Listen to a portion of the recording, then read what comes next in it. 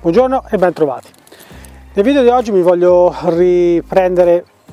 ricollegare un po' al video che ho fatto un paio di settimane fa sul cavallo che deve andare indietro con usando un po' lo stick per non fargli alzare troppo la testa, eccetera eccetera.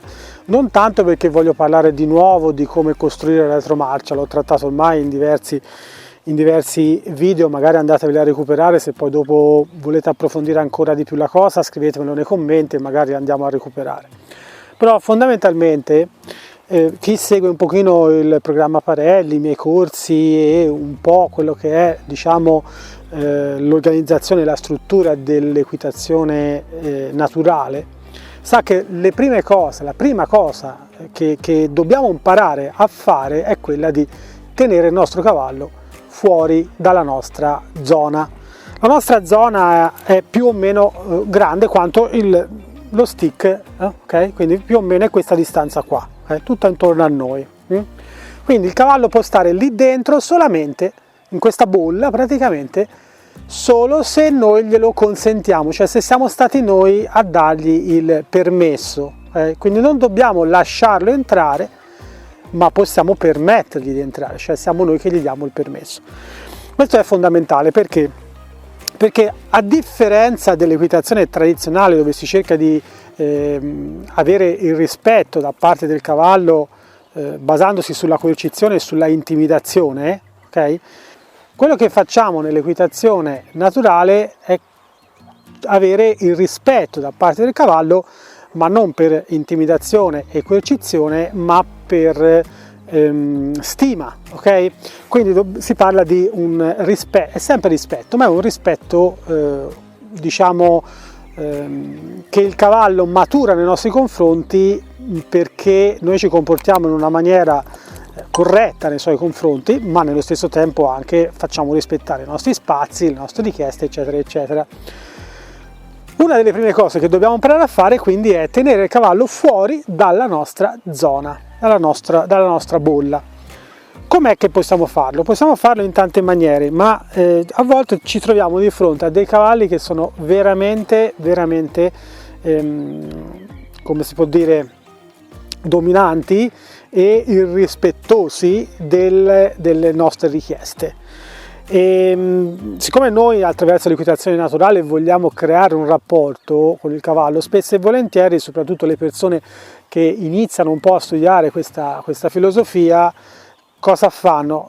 Cercano di abbassare il livello delle loro richieste, cercano di chiedere meno, di chiedere più soft e via e via e via. E cosa succede? Che a quel punto il cavallo comincia a pensare che siamo diventati delle pappe molle e quindi comincia a giocare con noi come se noi fossimo un cavallo, e iniziano a giocare giochi di dominanza. Per loro sono proprio i giochi di dominanza ogni volta che giocano con noi, e a quel punto lì la cosa si può fare difficile per noi da gestire, soprattutto con alcuni soggetti che poi chi segue un po' il programma Parelli, i miei corsi, sa che sono soprattutto i sinistri, in particolar modo sinistri introversi, ma anche sinistri estroversi. Sono cavalli che entrano nel nostro spazio, spingano, se proviamo a toccarli anche con lo stick sul petto si arrabbiano, rampano, a volte proprio caricano e spingano. Allora ci sono vari modi per mandarli indietro, anche senza essere troppo invasivi nei loro confronti. Sapete che potete già usare la corda, ok? Questo ve l'ho già fatto vedere in tante salse, ma una maniera molto molto efficace in questi casi, quando anche lo stick qua sotto non è molto convincente nei confronti di questi cavalli, quello che potete fare è prendere lo stick e lo string insieme così, ok? E se il cavallo viene verso di voi oppure non va indietro alle prime richieste, fate questo, ok? Cioè andate a colpire qua sulla corda, oh sì, eccolo là, brava Magnolia, andate a colpire sulla corda fino a che il cavallo non va indietro, e questo lo potete fare tante volte e vi mette molto in sicurezza. Primo perché c'è una sorta di, è come se ci fossero delle pale del ventilatore qua davanti che fanno questo, ok? è ben visibile dal cavallo e impedisce al cavallo di venire in avanti, perché se viene in avanti sa che verrà colpito in qualche maniera da questo oggetto che si muove. Secondo, va a toccare sulla corda e dà dei piccoli colpetti sul naso, su questi due nodini qua, perché io quando colpisco qui automaticamente questi due nodini qui vanno a dare dei tocchi sul naso del cavallo, che possono essere anche importanti, quindi non ve ne abusate di questa roba qua. Questo serve, lo potete fare con intensità via via diverse, con cavalli che sono prepotenti nei vostri confronti, soprattutto all'inizio, soprattutto i cavalli, spesso succede con i cavalli che sono stati, tra virgolette, un po' maltrattati in passato, hanno subito un po' delle dominanze forti da parte dell'uomo, anche usando maniere brusche, e è come se riversassero su di voi, che invece vi comportate bene, tutte le angherie che hanno subito nel passato. E allora in quei casi lì, quei cavalli che vengano là e vi dicano io ti sposto, ti travolgo, ecco, usando questa tecnica ottenete un ottimo risultato.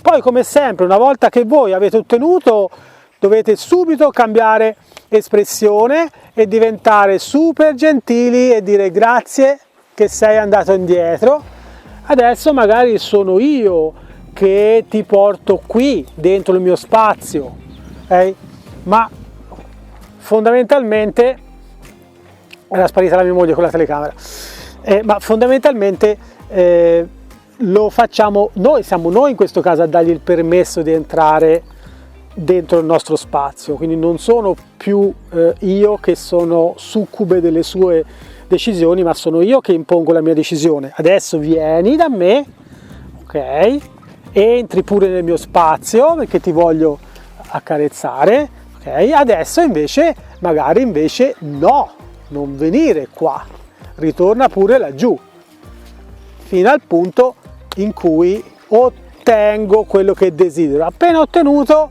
subito di nuovo carezzo e gli dico bravissimo. Dovete imparare a fare questo shift tra il buono e il cattivo, ma quando siete, chiamiamoli cattivi, quando siete cattivi non dovete esprimere cattiveria, è solo decisione la vostra, ok? Quindi io dico fuori di qui, non ti voglio qui nel mio spazio, ma io non ho intenzione di mangiarti, non ho intenzione di mettere pressione, non ho intenzione di farti del male, ho solo intenzione di farti capire quello che si può fare o quello che non si può fare quando sei vicino a me. Se non bastasse usare lo stick, potete usare anche la bandierina, ok? Che è sempre lo stick però con una bandiera in cima. Se usate lo stick dovete usarlo sempre così, perché se lo usate con lo string buttato giù può diventare pericoloso, perché potreste andare a colpire il cavallo in un occhio per esempio con lo string, oppure lo string ancora peggio potrebbe andarsi a legare con la corda e quindi impedirvi poi di fare qualsiasi cosa, il cavallo vi passa sopra. Quindi usate sempre lo stick con lo string presa a questa maniera. Con la bandierina è sempre la stessa cosa, solo che qui c'è un amplificatore in più che è dato dalla bandierina, quindi potete fare di meno di solito ottenendo di più, vedete? A questa maniera. Brava Magnolia, brava. Sono due tecniche, sono paritetiche, ok? Solo che questa si adopera più con i cavalli, diciamo, ancora un pelino più complicati, ancora un pochino più difficili, cavalli che tendono veramente a essere minacciosi e pericolosi, ecco che si adopera questa qua perché siamo molto ma molto più efficaci. Spero di avervi dato un aiuto su questo aspetto qua e mi raccomando, ricordatevi sempre che intimidire un cavallo non funziona alla lunga, può funzionare lì per lì perché i cavalli sono paurosi per natura, quindi io in qualche maniera alcuni soggetti posso costringerli a fare quello che voglio impaurendoli, ma vado a poi mettermi nel pericolo da solo, perché poi successivamente quando non ho strumenti per poterlo costringere o impaurire sarà lui poi dopo che costringe o impaurisce me. Quindi passare da un rispetto guadagnato attraverso il rapporto e la relazione è sicuramente qualcosa che, se da un certo punto di vista richiede più tempo, da un altro punto di vista ci mette più in sicurezza, perché ci saranno delle situazioni in cui io potrò fidarmi del cavallo e il cavallo si prenderà cura di me. Come dice Pat, prenditi cura della tua horsemanship e la tua horsemanship si prenderà cura di te. Quindi mi raccomando, fatemi sapere nei commenti se vi è piaciuto il video e soprattutto se vi ha dato degli spunti su cui riflettere. Vi ricordo che questi video qua sono disponibili per tutti grazie a un sistema ad abbonamento dove si sono iscritti ormai diverse centinaia di persone e quindi ci supportano e ci danno modo di migliorare sempre di più i contenuti di questo canale. Ciao Eros! E se vi è piaciuto il video fatemelo sapere con un commento e noi ci vediamo nel prossimo video. Se siete interessati a sapere come abbonarvi potete trovare qui sotto nel pulsante abbonati, se ci cliccate sopra vi dice come abbonarvi, o altrimenti potete andare anche sul mio sito su matteonihorsemanship.com e in cima cliccate su video nel menu e vi viene fuori tutta una serie di informazioni, tra cui anche come abbonarvi. Nelle prossime settimane arriveranno delle informazioni nuove per coloro che sono abbonati e per coloro che vogliono abbonarsi. Per il momento è tutto com'è, diciamo rimane tutto così, quindi pulsante abbonati, sul mio sito tutte le informazioni, per cui potete fare affidamento su quello che vi sto dicendo. Se invece state vedendo questo video non appena uscito ma dopo un po' di tempo, se ti vuoi abbonare vai sul sito che lì c'è scritto come farlo, perché è possibile che non trovi più il pulsante abbonati qui sotto, oppure lo trovi ma i contenuti sono diversi.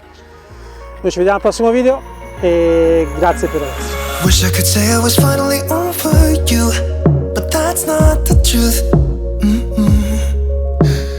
Everyone always keep falling in love again. The fuck's wrong with them? I don't understand. Maybe it will pass by, someone save me for a past.